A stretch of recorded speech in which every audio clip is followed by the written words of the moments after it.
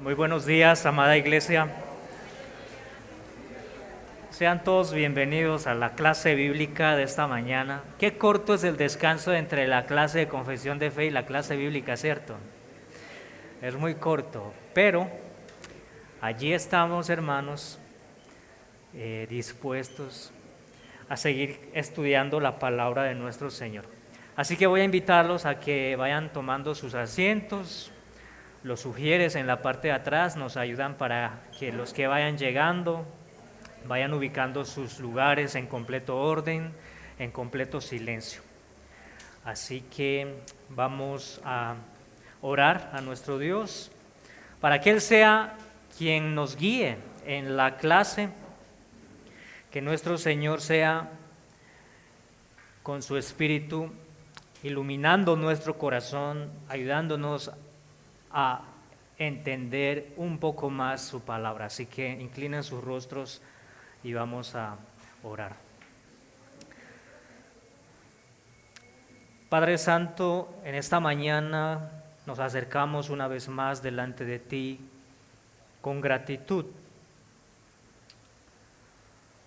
porque cada día durante esta semana nos has guardado, nos has provisto de todo aquello que es necesario para nuestras vidas, no solamente en lo material, sino también en lo espiritual.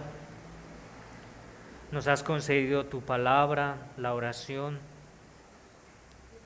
Te rogamos que tú continúes edificando a tu pueblo, continúes fortaleciendo a tu iglesia, Señor, que el día de hoy es un día en el cual somos transformados más y más a la imagen de tu Hijo Jesucristo, por el cual nosotros estamos aquí y te damos gloria, te damos gracias.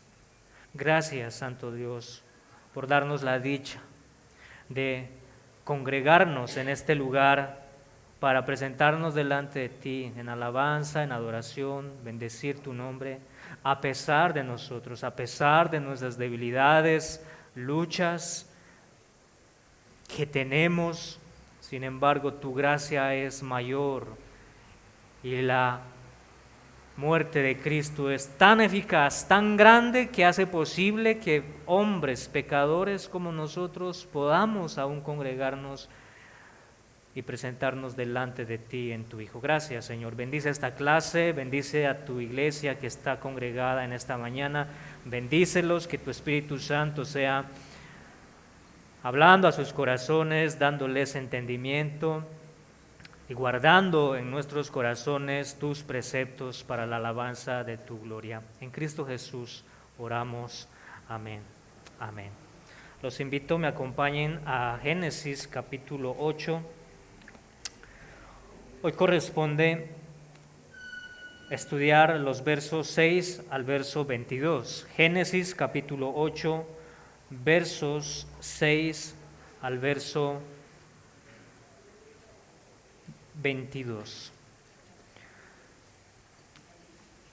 Leo para ustedes, así dice la palabra de nuestro Señor. Génesis capítulo 8, verso 6 al 22.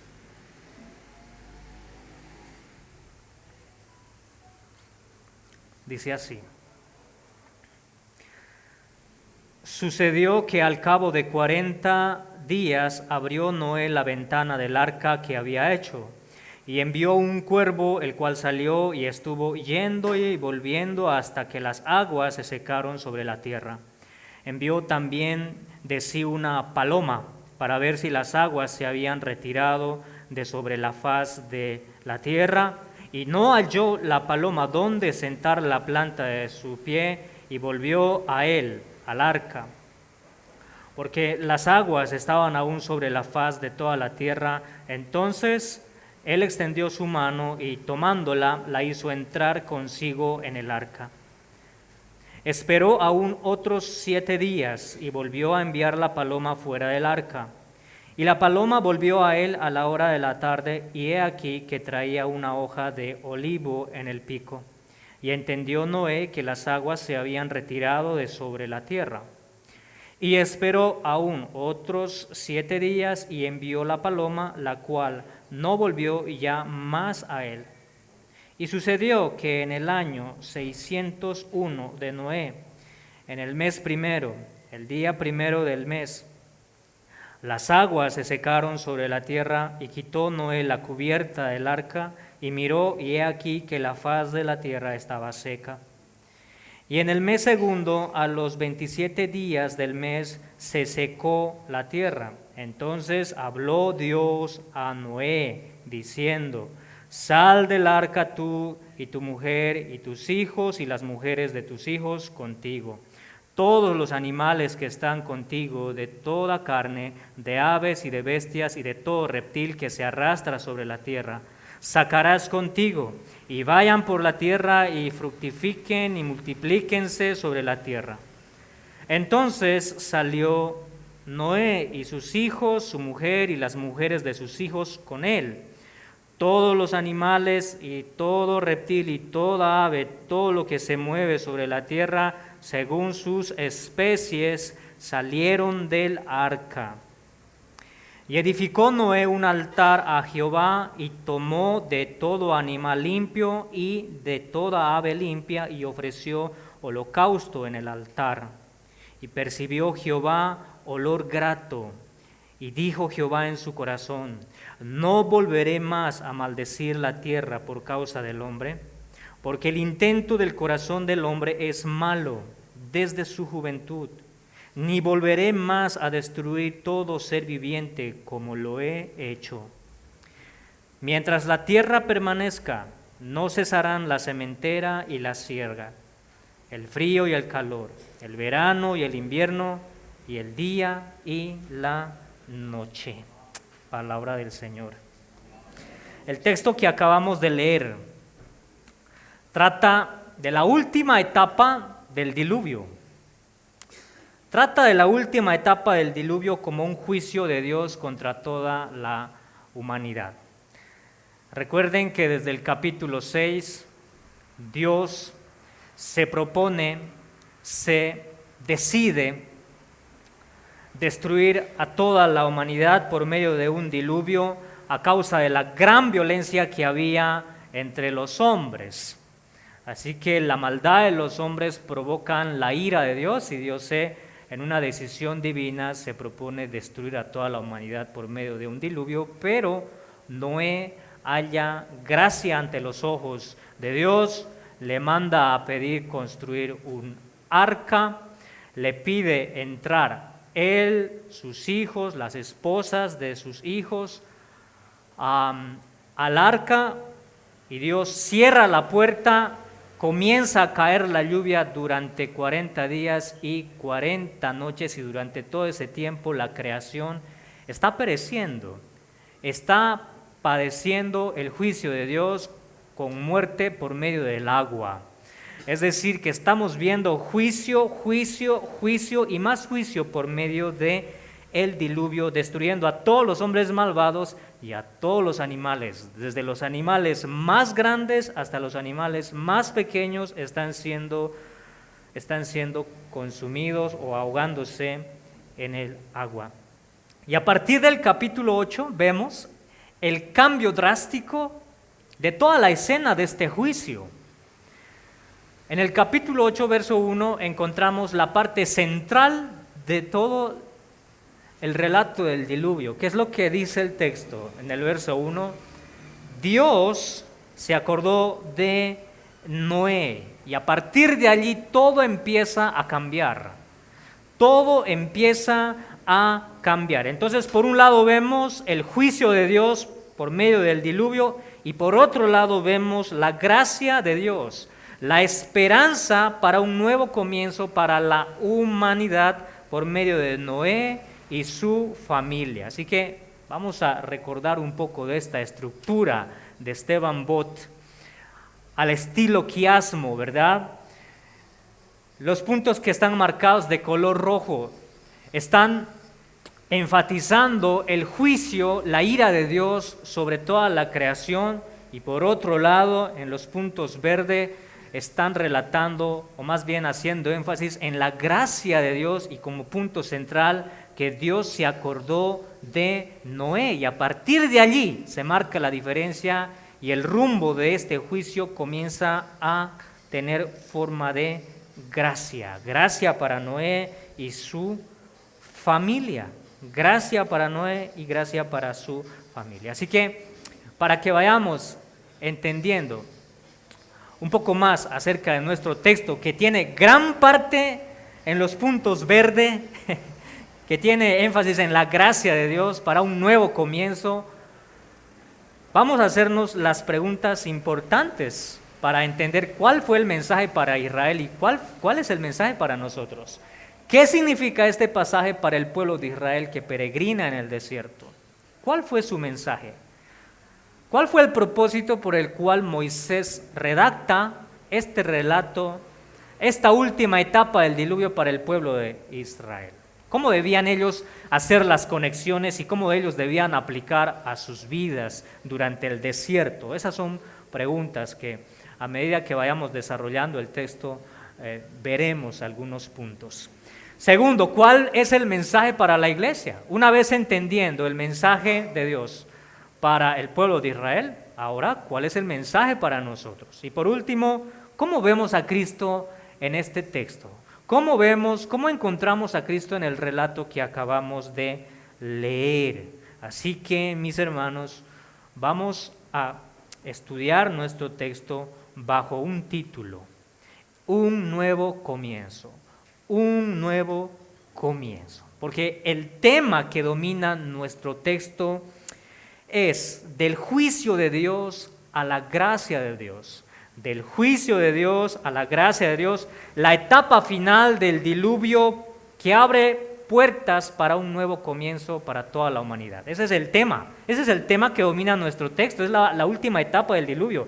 Del juicio de Dios pasamos a la gracia de Dios, la etapa final del diluvio que abre la puerta de un nuevo comienzo para la humanidad. Y por eso titulamos nuestra clase Un nuevo comienzo. Tiene 4 partes que lo bosquejamos allí en pantalla. Primero, los versos 6 al 14 tratan de la esperanza. ¿Cuál es la esperanza de Noé? La tierra seca. Segundo, la obediencia de Noé, versos 15 al verso 19. Dios le manda a Noé salir del arca y él sale, él y con toda su familia y todos los animales. Tercero, la adoración. ¿Qué hace? Lo primero que hace Noé al salir del arca es construir o edificar un altar para adorar a Dios. Y por último, vamos a ver la respuesta de Dios de decidir no volver a destruir más la creación como lo había hecho. Estas son 4 partes que vamos a ir desarrollándolas. Miren cómo comienza el verso 6. Sucedió que al cabo de 40 días abrió Noé la ventana del arca que había hecho. Desde el verso 1 al verso 5, las aguas están comenzando a bajar cada día más, están empezando a bajar cada día más. Así que la lluvia ya cesó, el agua comienza a bajar, Noé abre la ventana solamente un poco para ver. Y esta expresión cuando nos dice, sucedió que al cabo de 40 días, esa palabra al cabo está relacionado muy bien cuando Dios decide destruir a toda la humanidad en el capítulo 6. Está relacionada, es como si Dios dijera, he cumplido mi misión de destruir a toda la humanidad. Al cabo de 40 días, ahora, Noé abre la ventana del arca que había hecho. Y hay al menos 3 observaciones que vamos a ver en nuestro texto. Primero, las referencias a la tierra seca. Las referencias a la tierra seca se repiten en diferentes palabras al menos 7 veces en estos textos. La repetición o las referencias a la tierra seca. En el verso 7 nos dice, las aguas se secaron sobre la tierra. Verso 8 nos dice, para ver si las aguas se habían retirado de sobre la faz de la tierra. Verso 9, porque las aguas estaban aún sobre la faz de toda la tierra. Verso 11, las aguas se habían retirado de sobre la tierra. Verso 13, las aguas se secaron sobre la tierra. He aquí que la faz de la tierra estaba seca. Y verso 14, se secó la tierra. Vean todas esas referencias en tan pocos textos, haciendo un énfasis en la tierra seca. Y esto nos quiere decir de que Noé estaba con ese anhelo y deseo de encontrar tierra seca. Él quería con toda su familia dejar el arca para dar un nuevo comienzo, para dar un nuevo comienzo. Según los datos que vamos a encontrar en la Biblia, Noé estuvo en el arca, ¿saben cuánto tiempo? Estuvo durante 1 año.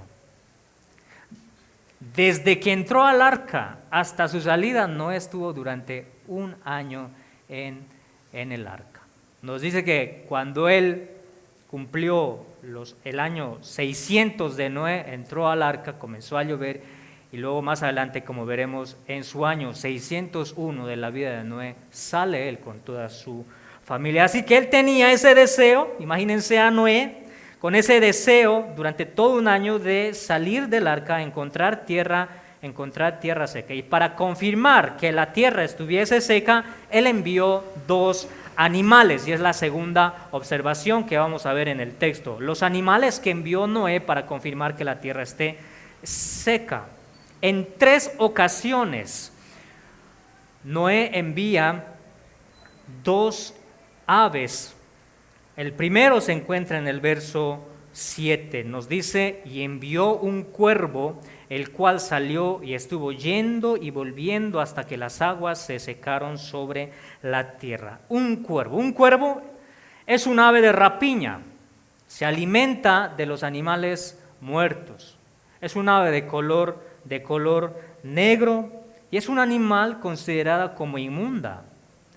En el Antiguo Testamento la ley prohibía consumir los animales inmundos y el cuervo era una de ellas. Este cuervo se alimentaba de carne podrida, así que al salir del arca, él no tenía inconvenientes en sobrevivir. Él podía reposar sobre un animal muerto, alimentarse sobre los montes en lodo, podría estar allí y podría sobrevivir. Es por eso que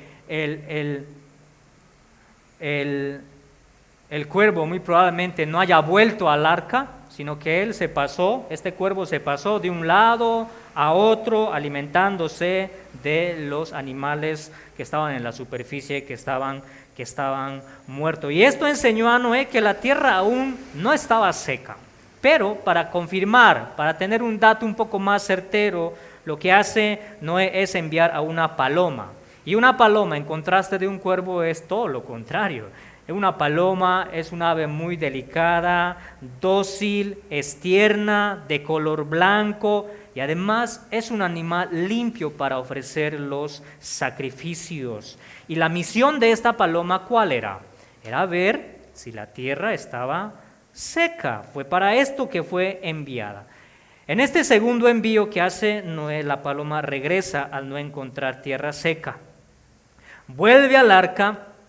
Es un segundo intento fallido, espera 7 días más y luego envía por tercera vez a la paloma. ¿Y qué hace la paloma? ¿Vuelve con qué?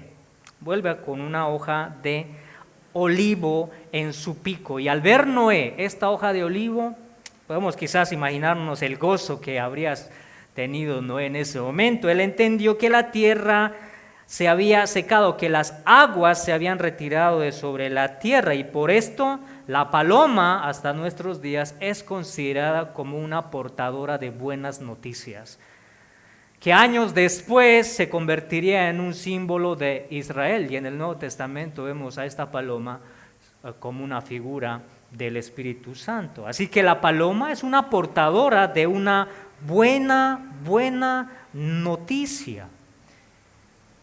¿Y qué es lo que hace Noé? Esperó otros 7 días para enviar nuevamente a la paloma. ¿Y qué sucede con la paloma? Ya no regresa más, no vuelve al arca. Así que Noé abre la cubierta del techo, abre el techo, una parte del techo, y desde allí ve que la tierra está seca y espera. Miren algo importante que hace Noé. Espera las instrucciones de Dios. Espera las instrucciones de nuestro Dios. ¿Sí? Hay una tercera observación en el texto, la mayordomía de Noé. Porque podríamos preguntarnos, ¿qué es lo que Noé estuvo haciendo durante todo un año en el arca? Podemos tener alguna idea de lo que dice el verso 9.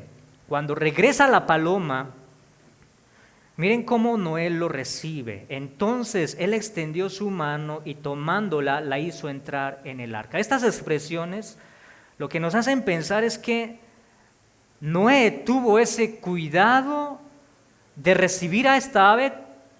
Esas expresiones son de delicadeza, de ternura.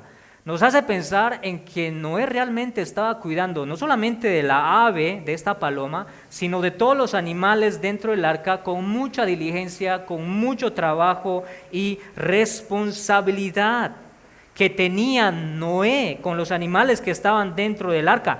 ¿Cuál era la tarea que tenía Adán, por ejemplo, en la creación? Sojuzgar la creación, cuidar de la creación, incluyendo esto, los animales. Y es precisamente lo que Noé está haciendo dentro del arca. Por eso algunos consideran a Noé como el Adán de un nuevo comienzo, de una nueva recreación del mundo. ¿Qué es lo que hacía Noé en el arca entonces mientras esperaba que el diluvio cese y la tierra seque? ¿Qué es lo que él estaba haciendo? Además de cuidar de su familia, él también trabajaba diligentemente cuidando de los animales hasta recibir las nuevas instrucciones de parte de Dios. Estas son las tres observaciones que encontramos del verso 6 al verso 14. Ahora, Noé es un hombre paciente, un hombre recto, justo, obediente. Miren lo que dice el verso 15. Entonces habló Dios a Noé diciendo, verso 16, sal del arca. ¿Recuerdan cuál fue el primer mandato después de que Noé haya construido el arca? Le dice, entra al arca, y ahora le dice, sal del arca, tú y tu mujer y tus hijos y las mujeres de tus hijos contigo. Por fin llega el tiempo para que Noé y su familia deben salir del arca. Esperó pacientemente las instrucciones de Dios durante todo un año, esperando con paciencia, diligencia, trabajando, esperando las instrucciones de Dios. Dios le dice, sal, y él sale con toda su familia. Y ese es un hermoso cuadro de todo creyente. Todo creyente debe esperar en el Señor. Todo creyente espera en el Señor. Por lo general el creyente se apresura a tomar ciertas decisiones, a veces sin consultar a Dios, y da por hecho de que lo que va a hacer es algo bueno y sin ni siquiera encomendárselo, orar al Señor. ¿Qué es lo que hizo Noé? Noé esperó pacientemente. Quizás él podría estar ansioso en su corazón, en su mente de poder salir. Quizás su familia diciéndole, Noé, salgamos, pero él no salió. No se dejó guiar por sus sentimientos o sus emociones, ni por su misma familia, sino que él esperó pacientemente las instrucciones de Dios.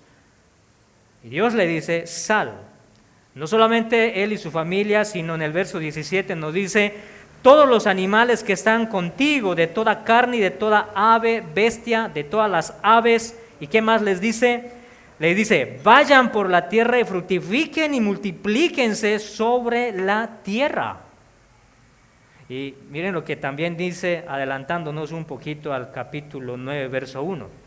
Les dice, bendijo Dios a Noé y a sus hijos y les dijo, fructificad y multiplicaos y llenad la tierra. Pregunto, ¿dónde ustedes encuentran un texto parecido a estos? ¿Dónde lo encontramos? Lo encontramos en el verso 28 del capítulo 1. Lo encontramos cuando Adán debía sojuzgar la creación, llenar la tierra, multiplicarse y expandir la imagen de Dios por toda la tierra. Ahora, este mismo mandato se la encomienda a Noé. Por esto, el pacto que Dios hace, el primer pacto que Dios hace, Dios con Noé en el capítulo 6, es un pacto de preservación. Y como lo veremos en el capítulo 9, también hablaremos de esto. Que Dios hace un pacto con Noé y es un pacto de preservación. Un pacto de preservación. ¿Para qué? Guardar un remanente, guardar los animales para que puedan llenar nuevamente la tierra. Es decir, es un nuevo comienzo. Es un nuevo comienzo. ¿Y qué es lo que hace Noé? Un hijo de Dios, siendo obediente, justo, que caminó con Dios antes, durante y después del diluvio. ¿Qué es lo que hace él? Obedece. Obedece. Y ese es un marco muy hermoso de todo cristiano. Es un cuadro, es una imagen muy hermoso de todo cristiano, de esperar en Dios y obedecer, obedeciendo su voluntad. Y además de esto, después de salir del arca, lo que hace Noé. ¿Qué es lo que hace Noé? Lo primero que hizo Noé después de salir del arca, verso 20 nos dice, y edificó Noé un altar a Jehová, y tomó de todo animal limpio y de toda ave limpia y ofreció holocausto en el altar. Anteriormente Noé construye un arca para ser salvado y ser librado del juicio de Dios, y ahora construye o edifica un altar para adorar a Dios en respuesta como gratitud a Dios como su creador y salvador, que le libró de la muerte y del juicio. ¿Qué es lo primero que hace Noé? Adorar. Adora a Dios por medio de un altar y un sacrificio. En el capítulo 7, verso 2, recuerden que Dios más bien le mandó a Noé subir de los animales puros, de los animales limpios. Dios mandó a enviar que en el arca estén, que suban al arca 7 pares de los animales limpios. Esto podría ser para el cuidado de los animales que están dentro, pero también esto nos hace pensar que tenía otro propósito.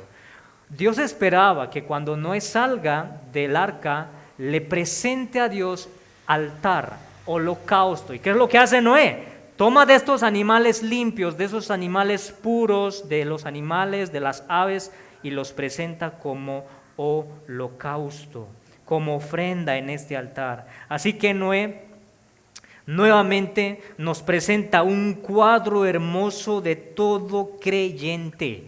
Miren, Noé tenía todas las razones de ocuparse en primero, de cuidar a su familia, de proveer un lugar donde vivir, construir una casa, plantar un huerto para proveerse de los alimentos. Es decir, él era el hombre más ocupado en ese momento. Está en un lugar desconocido. Tenía que trabajar, es verdad, tenía que buscar un lugar para él y su familia, es verdad, debía proveerse de los alimentos trabajando como lo hizo dentro del arca, claro que sí, pero ¿qué es lo primero que él hace? Construye un altar para adorar. Y ese es un cuadro, una imagen de todo creyente que debe buscar primeramente a Dios en adoración. La prioridad de Noé no fueron todas aquellas necesidades básicas que son importantes, pero más importante que todas estas necesidades básicas fue adorar a Dios como su creador, como su salvador, y es lo que todo creyente debe buscar primeramente. Y en respuesta a esto, Dios dice que el holocausto y la ofrenda de Noé fue grato a los ojos de Dios. Hay 2 respuestas que encontramos de Dios. La primera, encontramos la decisión divina de no destruir la tierra con agua. Con agua. El texto nos dice, y percibió olor grato. Antes de pasar, ¿recuerdan dónde vemos también esta palabra olor grato? O se agradó Dios en la ofrenda de quién, ¿recuerdan? En la ofrenda de Abel, correcto. Es allí. ¿Cuál fue la respuesta de Dios cuando Abel ofreció su ofrenda? Dios se agradó en Abel porque tenía fe, y lo vemos de la misma manera en Noé, que Dios se agradó en Noé. Su holocausto fue un olor grato, y dijo Dios en su corazón: no volveré más a maldecir la tierra por causa del hombre, ni volveré más a destruir todo ser viviente como lo he hecho. En las clases anteriores hubo una pregunta, si ustedes lo recuerdan, decía: ¿por qué Dios traería juicio contra la tierra para destruirla y condenar a toda la humanidad en un segundo juicio en la venida del Señor, si Dios se propuso no volver a destruir a todo ser viviente como lo ha hecho? Entonces el texto se contradice. Era una de las preguntas que había en clases anteriores, pero miren, observen bien el texto, nos dice: como lo he hecho. Dios destruyó con agua, pero el segundo juicio será ¿con qué? Fuego. Será destruida la creación por medio de fuego. Y esta es la respuesta de Dios. Percibe un olor grato de la ofrenda de Noé y se decide en su corazón no volver a destruir con agua a nivel planeta Tierra, ¿cierto? A nivel mundo. La segunda respuesta tiene que ver con la provisión de Dios en alimentar a Noé. La provisión de alimento y sustento y el cuidado providencial de la creación. Verso 22 nos dice: mientras la tierra permanezca, nos dice, no cesarán la sementera y la siega. No cesarán la sementera y la siega. Es la provisión de alimentos para Noé y su creación. Y luego miren, observen bien lo que dice. Luego dice: el frío y el calor, el verano y el invierno, el día y la noche. ¿Saben en qué esto nos hace pensar? Muy probablemente, mis hermanos, la creación antes del diluvio tenía otras condiciones diferentes a la nuestra. Quizás la atmósfera del mundo era muy densa, era muy gruesa o espesa, que los rayos del sol quizás no entraban en su totalidad, por ejemplo. Después del diluvio, la atmósfera bien podrían haberse vuelto más delgado para que los rayos del sol. Las estaciones del año no eran muy claros antes del diluvio. Por ejemplo, no llovía hasta el diluvio. Y muy probablemente, mis hermanos, la creación, o más bien la tierra, contaba solamente con un gran continente esparcido en toda la creación. Miren, hermanos, lo que estamos diciendo es que el diluvio fue un gran cataclismo en gran escala que tuvo efectos muy grandes en toda la creación. ¿Qué es un cataclismo? Un cataclismo es un fenómeno natural que causa un gran catástrofe. En este caso, el diluvio afectó toda la creación y tuvo grandes cambios en la tierra que podrían explicar, escuchen bien, muchos fenómenos naturales y extraños en la tierra que hoy en día los vemos, son estudiados por los científicos, por la ciencia, y el problema de ellos es que lo atribuyen a una evolución de millones y de millones de años, el cual creemos que es una mentira, que bien podrían explicarse a la luz del diluvio, de este cataclismo que afectó en gran manera a la creación. Entonces, miren, desde el capítulo 7 al capítulo 8, vemos la providencia de Dios, vemos la soberanía de Dios. Los ojos de Dios están puestos sobre la creación y su providencia está dirigiendo a toda su creación. Envía un diluvio para destruir la creación, para luego recrear un mundo nuevo, un mundo con muchos cambios para un nuevo comienzo para Noé, su familia y todos los animales. Ahora, la pregunta que debemos hacernos: ¿cuáles son las conexiones para el pueblo de Israel? ¿Cómo debían leer o hacer las conexiones el pueblo que está en el desierto? Primero, el recuerdo de Dios. Miren, cuando Israel tuvo que leer este texto. Israel tuvo que aplicar esto a sus vidas durante el desierto, y una de estas aplicaciones fue el recuerdo de Dios. Miren, cuando Moisés escribió el Éxodo, dijo: Dios se acordó de su pacto con Abraham, Isaac y Jacob. ¿Qué vemos la palabra ahí? La palabra se acordó de su pacto.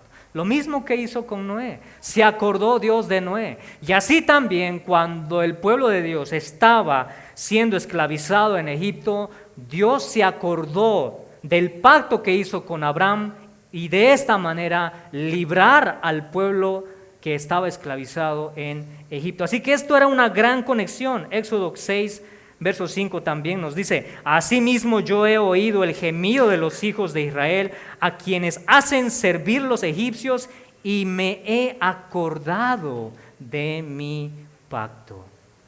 El recuerdo de Dios era un consuelo para el pueblo de Israel, ¿no les parece? Claro que sí. Pero hay otra segunda conexión: el arca de Noé con el arca de Moisés. ¿Sabían que Moisés también tenía un arca? Claro que sí. Miren lo que dice el verso 14 del capítulo 6. Hazte un arca de madera de gofer, harás aposentos en el arca y la calefatearás con brea por dentro y por fuera. Cuando Noé construyó el arca, muy grande por cierto, ¿verdad? Pero luego Moisés, cuando redactó Éxodo capítulo 2 verso 3, miren lo que dice: Pero no pudiendo ocultarse más tiempo, tomó una arquilla de juncos y la calafateó con asfalto y brea, y colocó en ella al niño, a Moisés. ¿Recuerdan cuando Faraón envió a matar a todos los niños, a todos los bebés, por medio de las parteras que debían matar a todos los bebés? Pero ¿qué es lo que hizo la madre de Moisés? La guardó, pero al no poder guardarlo más tiempo, lo que hace es tomar una arquilla. Esta palabra arquilla es la misma palabra que usa cuando habla del arca de Noé. Es la misma palabra, solo que en este caso es una arquilla más pequeña y que es cubierta o calafateada con brea para quizás impermeabilizar el arca, y de esta manera Moisés está siendo dejado en un río y siendo llevado en el río, flotando sobre las aguas, siendo guiado por la providencia de Dios. Miren, la forma como Moisés escribe este texto muy probablemente tenía el propósito de identificar a Moisés como un precursor a Noé como un precursor de Moisés. ¿No les parece eso interesante? Israel pueda identificar a Noé como un precursor de Moisés. Así como Noé fue librado del juicio de la muerte por medio de un diluvio y fue salvado en un arca, así también Moisés fue librado de la muerte a causa de los egipcios, y siendo preservado su vida en una arquilla y siendo llevado en las aguas de un río, flotando y siendo llevado por la providencia de Dios, ¿hasta llegar a dónde? Hasta llegar al palacio del rey, en el que la hija del rey lo toma. Así que esta es otra de las conexiones que debía hacer Israel cuando lee acerca del arca de Noé. Tercera conexión: los animales que salieron del arca. Eran muchos, de par en par salieron, hembra y macho salieron para llenar nuevamente la tierra. Pero ¿qué es lo que encontramos en Éxodo 12, 32 al 30 y 38? Faraón, enfurecido de que Moisés trajera todas estas plagas sobre Egipto, entonces en su corazón se propone y le dice a Moisés, Faraón le dice: tomad también vuestras ovejas y vuestras vacas, como habéis dicho, e idos. También subió con ellos grande multitud de toda clase de gente y ovejas y muchísimo ganado. El hecho de que Israel haya leído de la gran cantidad de animales que entraron al arca y salieron al arca, también podría haber sido una conexión de los muchos animales que salieron con Israel de Egipto. Muchos animales salieron con Israel de Egipto para comenzar de nuevo. ¿Rumbo a dónde? Rumbo a la tierra prometida. Así que esta era otra de las conexiones que encontramos. Cuarta conexión, la población de la tierra prometida. ¿Cuál fue el propósito? ¿O cuál fue el mandato, las instrucciones que Dios le dio a Noé? Llenen la tierra, sofusguen la creación. ¿Y qué es lo que dice Génesis 26, 3 al 4? Y se le apareció Jehová a Isaac, por cierto, y le dijo: no desciendas a Egipto, habita en la tierra que yo te daré.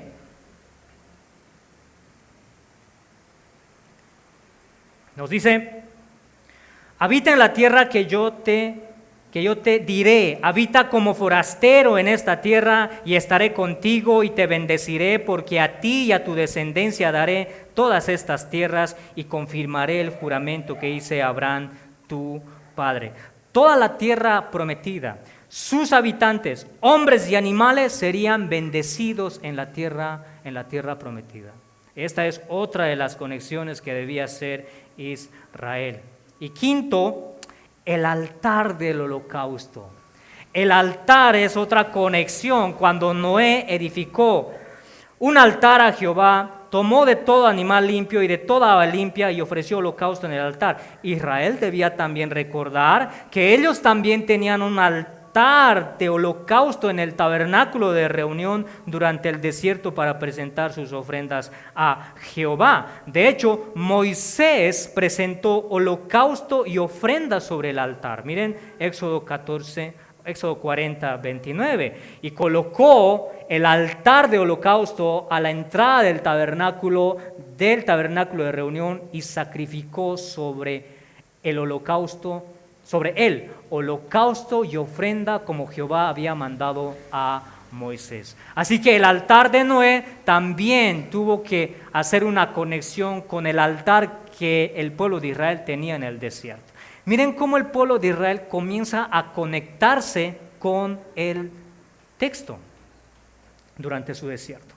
La otra pregunta que debemos hacer: ¿cómo vemos a Cristo en nuestro texto? Lo vemos en Noé. Noé es un tipo de Cristo. Un tipo es un anticipo de lo que vendrá después. Un tipo es un anticipo de lo que vendrá después. Así que Noé es un tipo de nuestro Señor Jesucristo. Es decir, Cristo es el verdadero Noé. Y lo vamos a explicar por qué. Primero, Noé está representando a los sacerdotes cuando presenta un holocausto en el altar. Una ofrenda de gratitud, de alabanza por su salvación. Y es lo que hace un sacerdote. Era una de las funciones que tenía un sacerdote de la tribu de Leví en el pueblo de Israel. Presentaban sacrificios y ofrendas en los altares en favor del pueblo y presentarlas delante de Dios. Pero miren, nuestro Señor Jesucristo es sumo sacerdote de su pueblo. Es sumo sacerdote de su pueblo, Hebreos 2:17, por lo cual debía ser en todo semejante a sus hermanos, igual que Noé, igual que todos los sacerdotes, pero nos dice, para venir a ser misericordioso y fiel sumo sacerdote. Así que Noé, haciendo el papel de un sacerdote, ofreciendo la ofrenda en el altar, es un tipo, un anticipo del verdadero sumo sacerdote que es nuestro Señor Jesucristo.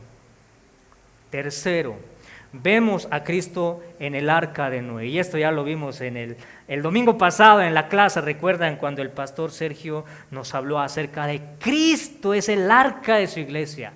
Nosotros estamos en Él, estamos escondidos en el arca y Él es nuestra arca para nosotros. Pero también vemos a Cristo en la salida del arca. La salida del arca da lugar a un nuevo comienzo para Noé y su familia. Pero ¿saben? Cristo, siendo el arca de su iglesia, un día nosotros entraremos a cielo nuevo y tierra nueva, y esto dará lugar a un nuevo comienzo.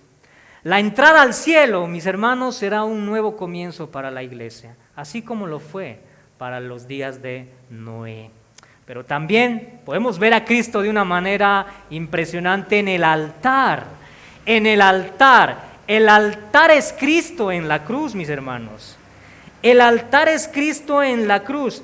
El derramamiento de sangre, cuando Noé presentó todos esos animales limpios y los presentó en el altar como holocausto, como ofrenda, el derramamiento de sangre de las víctimas representaban o presentaban a Dios en holocausto, nos recuerdan al altar de Cristo. Cristo es el altar en la cruz. Él es el Cordero que derrama su propia sangre en expiación por nuestros pecados. Y esa ofrenda fue un olor grato a los ojos de Dios. ¿Recuerdan cómo percibió Dios la ofrenda de Noé? Lo percibió como un olor grato. Y esas mismas palabras se repiten en Efesios 5, 1 al 2. Miren lo que dice: sed pues imitadores de Dios como hijos amados y andad en amor, como también Cristo nos amó y se entregó a sí mismo por nosotros,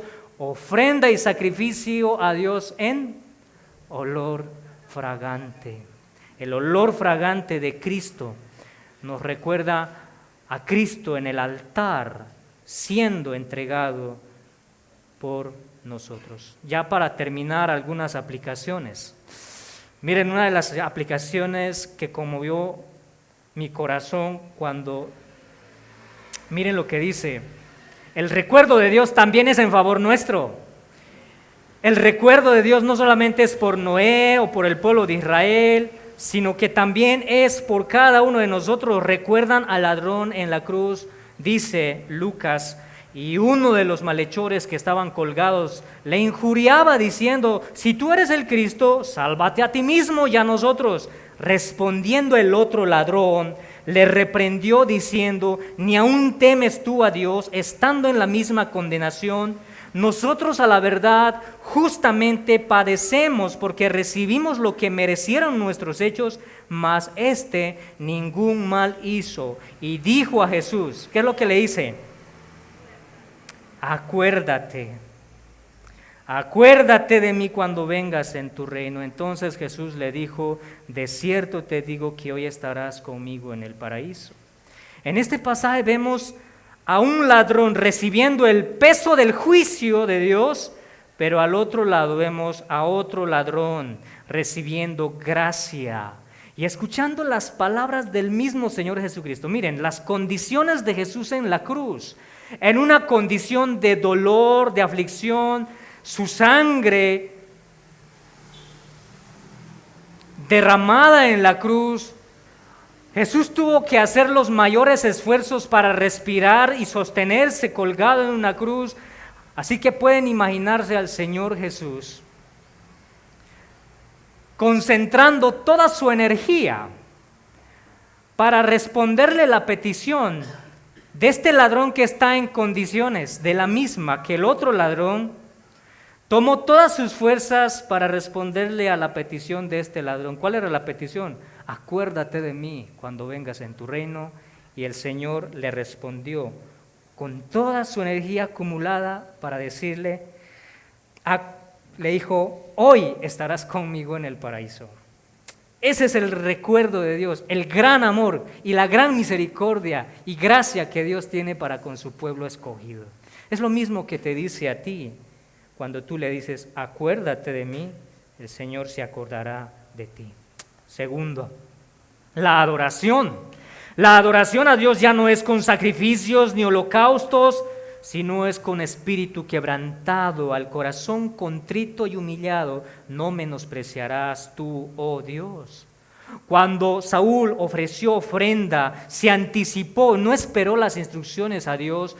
Samuel le confrontó diciendo: ¿se complace Jehová tanto en los holocaustos y víctimas? Ciertamente el obedecer es mejor que los sacrificios y el prestar atención Prestar atención, obedecer es mucho mejor que cualquier tipo de sacrificio. Así que lo primero es adorar a Dios obedeciéndole. Y obedecerle no es otra cosa más que responsabilidad. Es trabajo, es esfuerzo, no es pasividad. Así como Noé estaba en el arca esperando y trabajando pacientemente, esperando las instrucciones de Dios. Mientras nosotros esperamos la venida de nuestro Señor, nosotros trabajamos, somos diligentes y adoramos a nuestro Dios. Y es lo que hizo Noé. Noé adoró a su Creador y su Salvador. Tuvo en cuenta a Dios primero antes de buscar aquello que era necesario. La pregunta es, ¿tú adoras a Dios de esa misma manera? Es importante ganarse la vida. Es importante. Es importante tener un negocio. Criar a los hijos, estudiar. Todo esto es importante. Gozar de buena salud. Todo esto es importante, pero más importante es hacer todo esto sin dejar de adorar a Dios. Eso es lo más importante. Es lo que Jesús dijo en el Sermón del Monte: mas buscad primeramente el reino de Dios. Adorar a Dios, buscar su reino, buscar su justicia, y todo lo demás será añadido. Es así como nosotros adoramos a nuestro Dios. Una última aplicación: la esperanza de un nuevo comienzo, mis hermanos. La esperanza de un nuevo comienzo. Somos llamados a adorar a Dios. Pero miren, un día, mis hermanos, comenzaremos de nuevo cuando el Señor vuelva. El juicio de Dios en su segunda venida traerá un nuevo comienzo para la iglesia. Miren lo que dice capítulo 3 de segunda de Pedro, 3 al 6. Voy a leer. Miren, el contexto de Pedro es que los burladores de la época de Pedro creían que el diluvio no trajo ningún cambio sobre la creación. Pero Pedro les dice esto en el verso 3: sabiendo primero esto, que en los postreros días vendrán burladores andando según sus propias concupiscencias y diciendo: ¿dónde está la promesa de su advenimiento? ¿Cristo va a venir? ¿Dónde está? ¿Dónde está que Cristo va a venir? Los burladores. Luego dice: porque desde el día en que los padres murieron, todas las cosas permanecen así como desde el principio de la creación. Si hubo un juicio por medio de agua, esto no trajo ningún cambio, decían estos burladores. Verso 5: estos ignoran voluntariamente que en el tiempo antiguo fueron hechos por la palabra de Dios los cielos y también la tierra, que proviene del agua y por el agua subsiste, por lo cual el mundo de entonces pereció, anegado, ahogado, destruido con agua. En agua. Verso 10: pero el día del Señor vendrá como ladrón en la noche, en el cual los cielos pasarán con gran estruendo, y los elementos ardiendo serán deshechos, y la tierra y las obras que en ella hay serán quemados. Puesto que todas las cosas han de ser deshechas, miren la exhortación ahora de Pedro para la iglesia. Puesto que todo esto va a ser consumido en fuego, nos dice, con signos de exclamación, ¿verdad? Como para prestar atención. ¿Cómo no debéis vosotros andar en santa y piadosa manera de vivir? Y esperando y apresurándoos para la venida del día de Dios, en el cual los cielos encendiéndose serán deshechos y los elementos siendo quemados se fundirán. Pero miren cuál es la esperanza, verso 13. Pero nosotros esperamos según sus promesas cielo nuevo y tierra nueva en los cuales mora la justicia. Y otra vez la exhortación: por lo cual, oh amados, estando en espera de estas cosas, procurad con diligencia ser hallados por Él, sin mancha e irreprensible, en paz. Vamos a orar. Padre Santo, te damos gracias una vez más por concedernos esta clase para estudiar tu palabra, el cual trae fortaleza a nuestra fe, alimenta nuestra fe, Santo Dios, para glorificar tu santo nombre. Bendice tu palabra, Bendice a la iglesia que la escuchó. Que tu Espíritu Santo guarde tu palabra en el corazón de tu pueblo. Te lo rogamos, oh Dios, para la alabanza de tu gloria. En Cristo Jesús oramos. Amén.